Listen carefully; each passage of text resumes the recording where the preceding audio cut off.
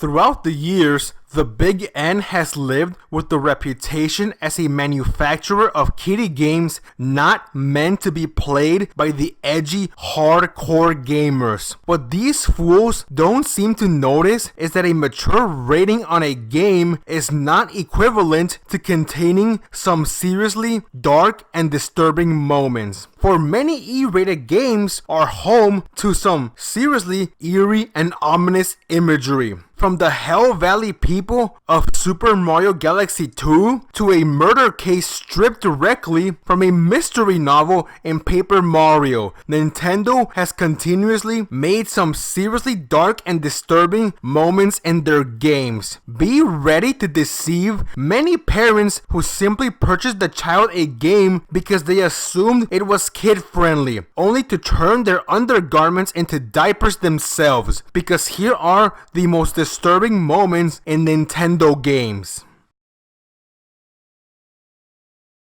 Let's start off with one of the more recently released games. Xenoblade Chronicles 2 is not a game that ever really gets dark and disturbing really anywhere in the main story. After all, the protagonist is literally as jolly and happy-go-lucky as they get. So how could something dark share a game with this massive smile? Simple. This is how.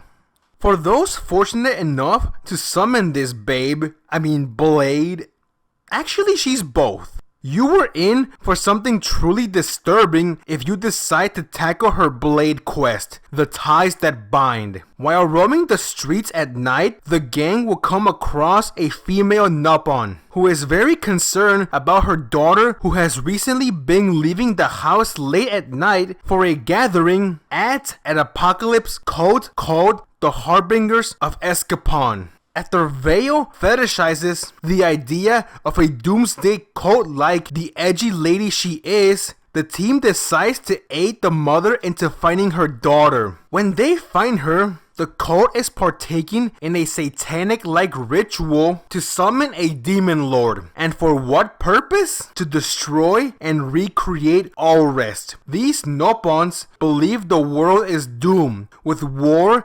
discrimination, poverty, and cruelty prominent in society, and wish to recreate this world in the image of the oppressed Nopon. And they summon a demon to do so. However, in order to summon the Dark Lord, they need an offering. And what exactly was used as the offering? In other words, a sacrifice? The daughter of the mother who grants the quest is the sacrifice. Damn. Monolith Soft did a brilliant job displaying an eerie, ominous aura around this entire quest. From the oppressed second-class species forming a cult in retribution towards the elite, and lastly, the spine-chilling ambient of the sacrificial ceremony. Ninty deserves a medal to greenlight this while giving the finger to those who portray them in a kiddie light. Also, gotta love Vale's profanity.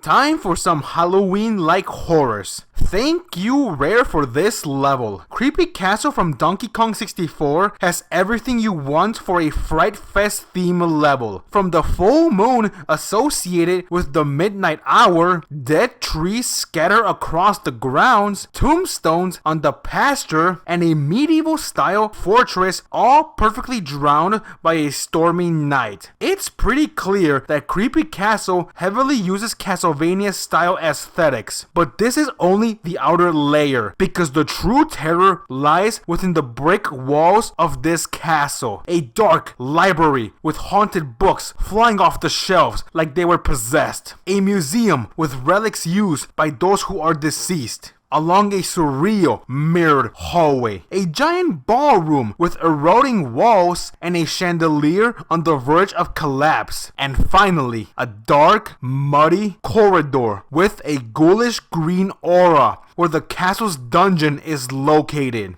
Every single one of these rooms does a perfect job to strike a feeling of uneasiness on any player experiencing this dark level. And to top it all off is the cellar. Enter this crypt and immediately you will be greeted with a dark, misty corridor with two structures at the ends of this hall. One skull-shaped and the other a scary looking mausoleum. The mausoleum leads to a chamber with eerie looking halls and some ghoulish green liquid that looks like it belongs inside a witch's cauldron. And this thing kills you in one hit. The skull, on the other hand, leads to the catacombs, where you will find the remains of the deceased. Just nothing but skeletons stuck in the walls. Yikes. To top it all off is a minecart level ripped straight out of the mind of a psychopath, with spiked gates, tombstones, and a giant ghost haunting you throughout the ordeal. She's rare. Did you deliberately want to scare children to the point of wanting to sleep with their mother that night? The following disturbing moment in Star Fox Adventures is best experienced firsthand, so watch it and then I will comment on it.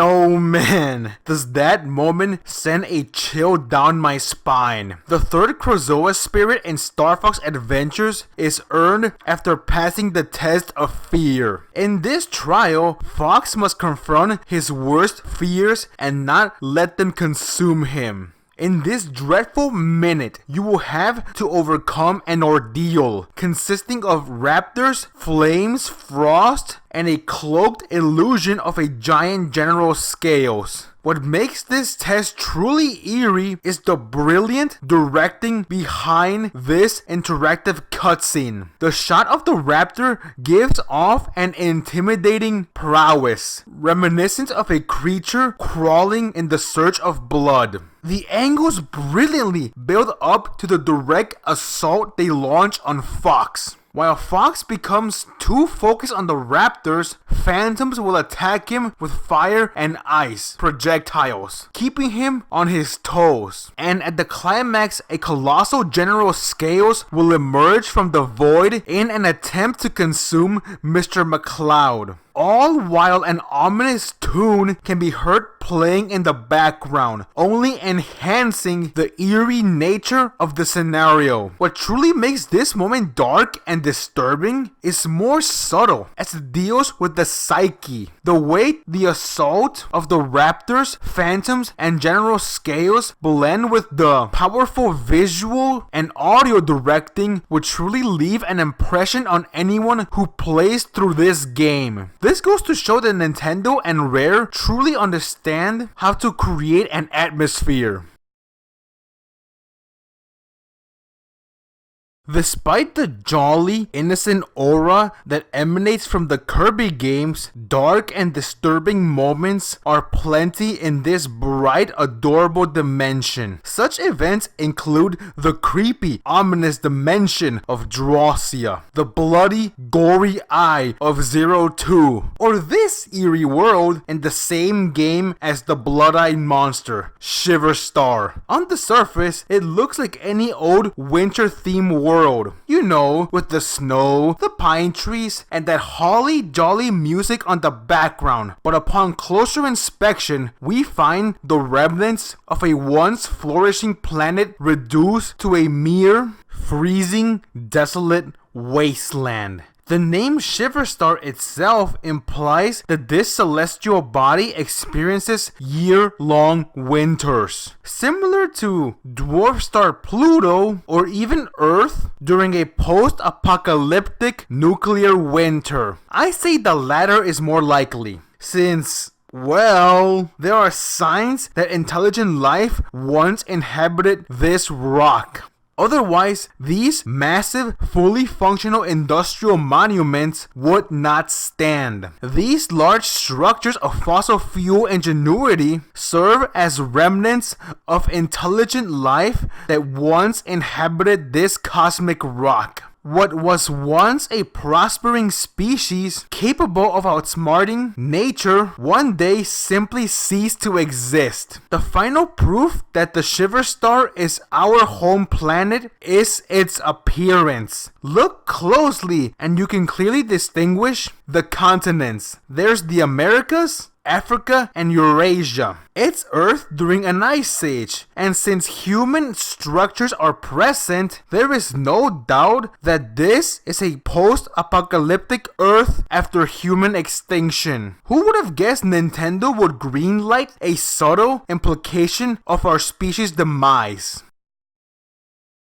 If Creepy Castle is an entire level of Halloween-like horrors, then Luigi's Mansion is an entire game of Halloween horrors. To start off, the intro is beyond creepy. It's Luigi walking through a desolate forest void of life in the middle of a stormy night, looking for a mansion. Once he finds it, he sees a massive manor of a ghoulish green color with blue flames at the gate and a cemetery at the entrance. Like, why is this the first thing we see when playing the game? Did Nintendo intentionally want it to scare children? Anyway, as you begin to play the game, it becomes instantly noticeable that this mansion belongs to the poltergeist. In every dark crack and corner of this eerie looking mansion lies the remnants of a once living creature, ready to strike fear onto Luigi. Mr. Video Game's brother's walking the hallways? Time to jump scare him. Did he let his guard down? Time to attack. It's just like a haunted house maze someone built for a Halloween party. Walk the rooms and halls of the mansion and ghosts will emerge with bombs, bowling balls, and banana peels to mess with Luigi. It's haunted, but not dark and disturbing. That is until you begin to encounter and capture the portrait ghosts. These phantoms were, with a few exceptions, normal humans once, who relive one moment of their lives for an eternity. Luigi basically puts them out of their misery, freeing them from their hellish cycle. After successfully defeating them, their data will be registered in the Game Boy Horror. Trust me, some of these have some really dark undertones, ranging from grotesque to completely depressing. Let's look at a few of them, starting off with the obese man, Mr. Lugs. His bio reads as follows. He prefers all-you-can-eat buffets to 3 meals a day. He ate himself to death but still wasn't satisfied. This was a glutton who, at the last moments of his life, wanted to keep eating. The very thing that led to his premature death. Basically, a food addiction. Another one is Young Sue P. Her bio says the following. What was meant to be a short nap seems to have turned into an eternal rest for Sweet Sue P. Wow, that is so sad. An adorable 7-year-old girl dies in her sleep. Unnecessarily dark, even for a game about ghosts. Lastly is Vincent Van Gogh, whose bio states, despite failing to sell a single painting in 30 years, this stubborn man refuses to let his art die. a talented artist who tragically failed to cement his name in the history of art, and for his failed accomplishments is stuck eternally wandering his studio. This mansion is dark in two ways. Externally, it's ghoulish and creepy, but internally, it's depressing, with the spirits of people stuck in Earth, trying to fulfill their final wish, ultimately unable to rest peacefully. That is massively powerful.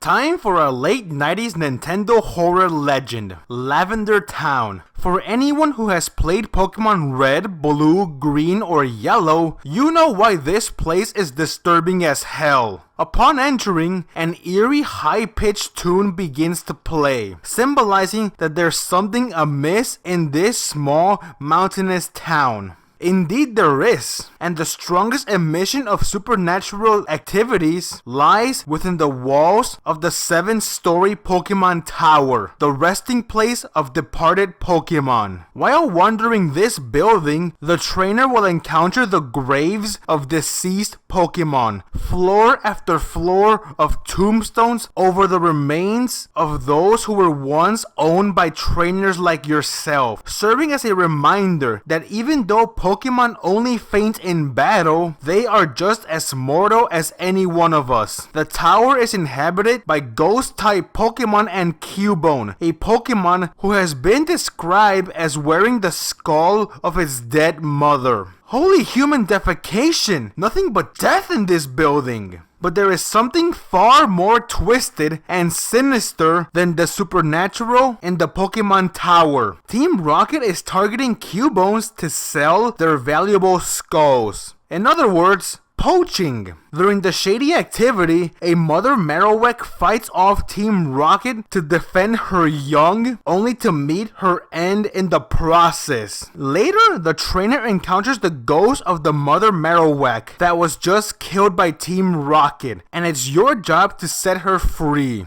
This tower portrayed the ugly side of nature, with its corridors filled with death and greed. All that in a game about a 10-year-old who just wants to be the best in the world.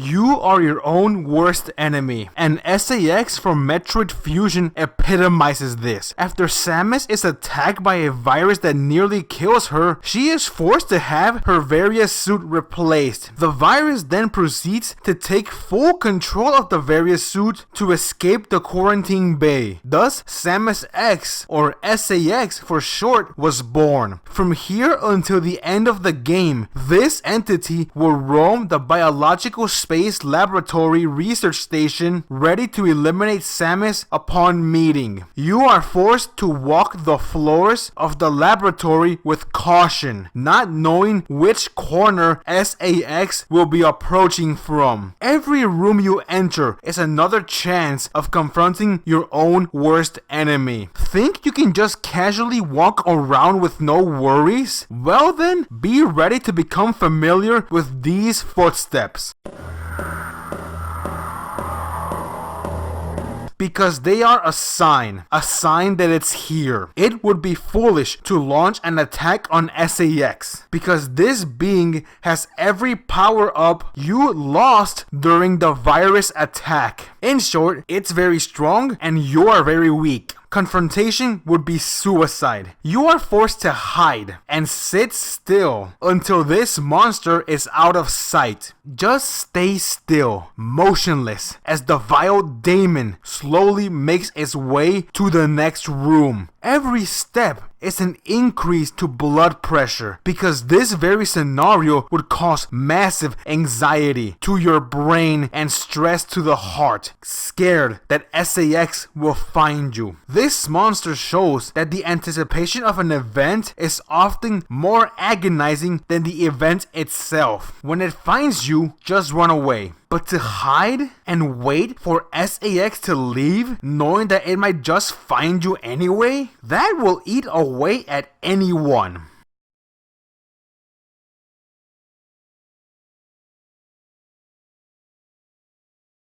Paper Mario the Thousand Year Door can be a really terrifying game. From a ghost that kills you for reading their diary, to a 1,000-year-old demon ready to shroud the world in darkness once awakened. And the darkest of them all, a serial disappearance case. In Chapter 3, Mario has to collect the third crystal star located in Glitzville, a fighting arena located above the skies. Upon flying to reach it, you spectate a championship match between the champion and the number 1 contender. And when the match ends and the ref gives the champ the championship belt, there it is, the Crystal Star. Mario is then forced to rise up the rankings to challenge the champ for the belt, and the third Crystal Star is his. But in the middle of the adventure, you start to receive these odd messages from a being X, and hear disturbing rumors about fighters who randomly disappear, and that the walls of the pit are filled with the remains of deceased combatants.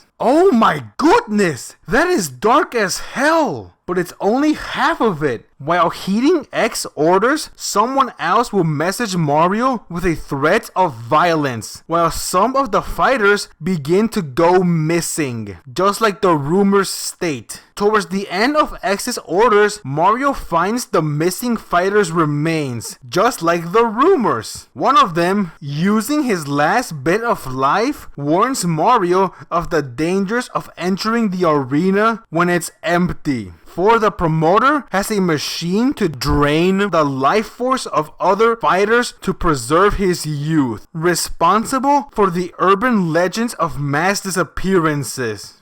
Holy hell, man. This is just too much, especially for an E-rated game. Horrifying urban legends caused by the dark, sinister acts of a man running the place, using the life force of younger athletes for personal gain, basically snuffing them to preserve his youth? This could make an excellent mystery story.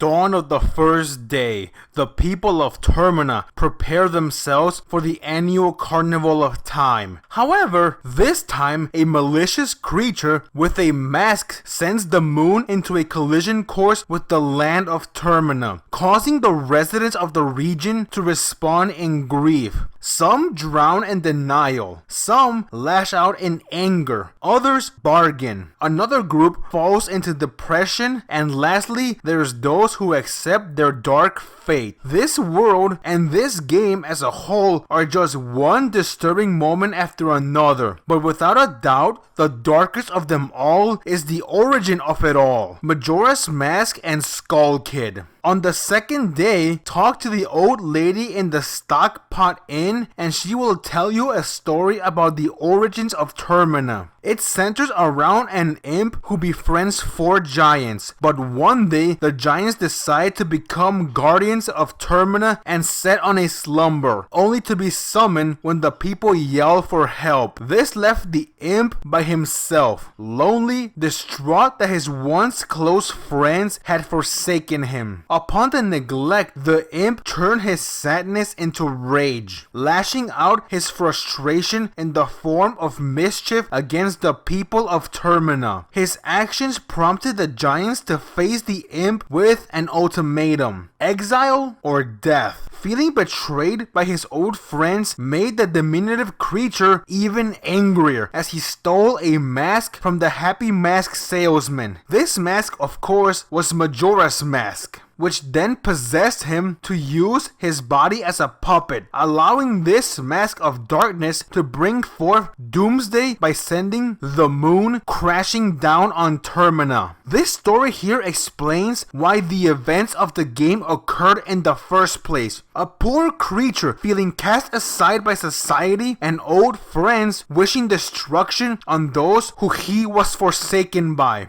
It's a classic tale on how monsters are created. This is Joker 19 years before the movie.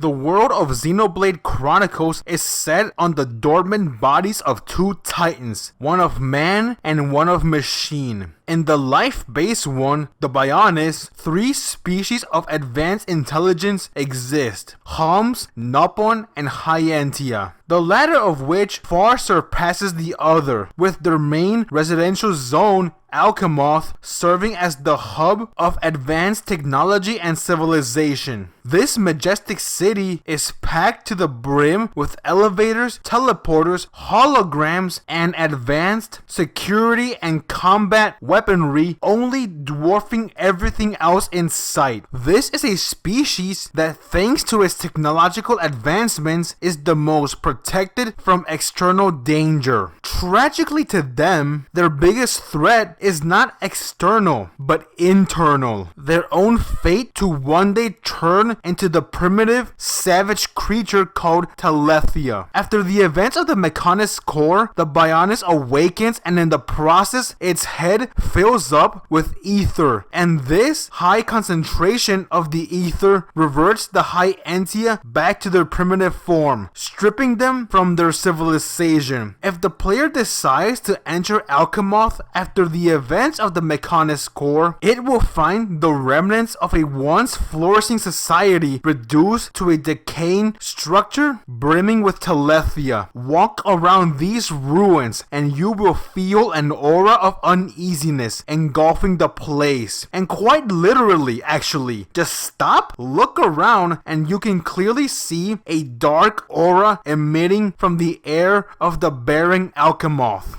Vehicles left abandoned, shops are empty, and even the public domain barren. What were once civilized Hyantia are now Telethia roaming around the city like untamed beasts. Those who you approach and spoke to now attack the moment you are on their sight, like a territorial beast protecting their turf with animal instincts, void of any critical thinking and conscience. And yes, the Telethia are the exact same Hyantia individuals you spoke to prior to Mechonis core. This is more obvious when traveling the Bionis and taking quests from surviving Hyantia, some who will ask you to put their friends out of their misery. It's like the sad story of Old Yeller. Your old companion becomes unhinged, so to stop the madness, they have to be put down.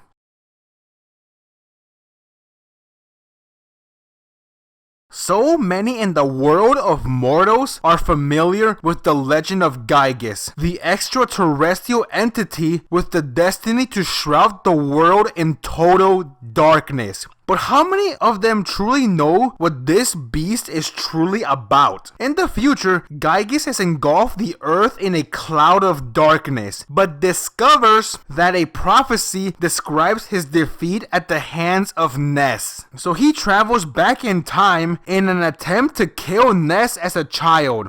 This is a being so filled with destructive energy that it completely destabilizes and proceeds to destroy its own body, leaving in its place something so grotesque and abstract that it's undefinable by human standards. In this form, Gyges is nothing more than an evil power so vast that it's a threat to the existence of the universe itself, capable of manipulating all darkness, including the deep, dark, evil human subconscious. Tragically, all this started because Gyges was forced to attack Earth by order of his alien race. Sadly for him, he was raised by a human couple. This means he was forced to betray them and launch the assault on Earth. Being forced to destroy your loved one is devastating, and Gyges had to go through that. No wonder he was so evil. Of course, one does not speak eerily of Gyges without bringing up its appearance. It's just so trippy and mesmerizing, like something out of a witch's labyrinth. It's just flowing on screen, hypnotizing players with its undefinable design straight out of a Rorschach test. Man, is this being truly dark and eerie.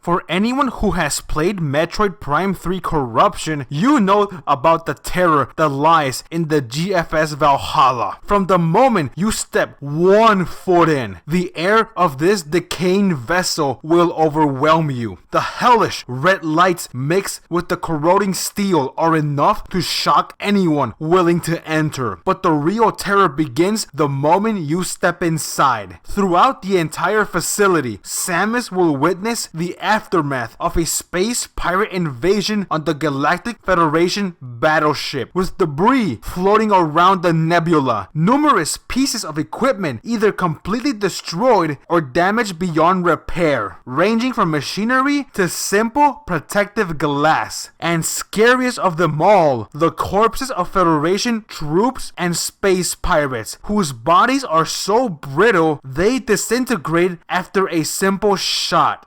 Yikes. Even more yikes is their body position. Some show signs of trying to resist or escape only to meet a sudden and tragic fate. Since several months have passed since the assault on the Valhalla, the carcass of this spaceship has since been the host of the parasitic Metroid who made a nest inside the ship, similar to how pests roam freely inside abandoned houses. With no life forms to exterminate them, the Phazon life forms turned the Valhalla shell into their home. This is like Pripyat, Ukraine after the Chernobyl reactor meltdown. A once prospering and fully functioning structure reduced to a ghost facility after a single incident. The worst part about this, the final message left by the Aurora unit. A being's final moments recorded for anyone to fully hear the experience firsthand. Man, that is disturbing.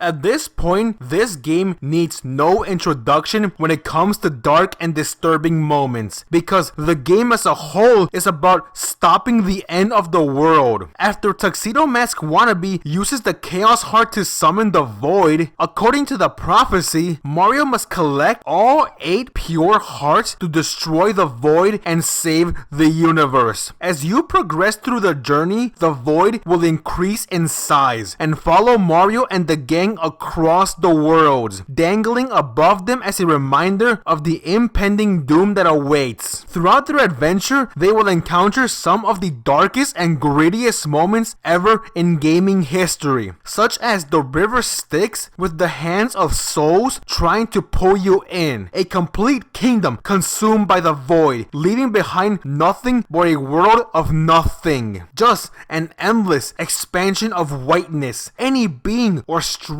that formerly stood inside this world, gone. Nothing but a black horizon left in its place. And of course, holy hell, that is disturbing. Every world you step into is another canvas of trippy, surreal, and simply mind-boggling moments that will lead to players questioning their sanity. But the big question is, why did all this happen in the first place? It's all because a classic case of heartbreak and revenge. There was once an ancient organism named Blumiere, who one day falls in love with a human girl named Timpani. However, his father completely opposed their relationship, and when Blumiere disobeyed, his father banished Timpani from their dimension after wiping out her memories. Blumiere then traveled across the dimensions in an attempt to find his dear Timpani, but ultimately failed. Without his love, he fell into despair and rage and used the power of the dark prognosticus to destroy his dimension and proceeds to do the same to the rest of the universe. All the creepy, multi-jointed little girls, haunted rivers, and dimensions of emptiness can send a chill down your spine, but none compare to a tragic figure who lost his most precious individual to some BS traditions, now filled with hatred and a desire for the apocalypse. It's a reminder of how unfair life is and how monsters are created because they lost something or someone near and dear to them. And I thought Mario games were about rescuing a princess from a bad guy. This stuff is dark and deep. Intelligent System truly outdid themselves.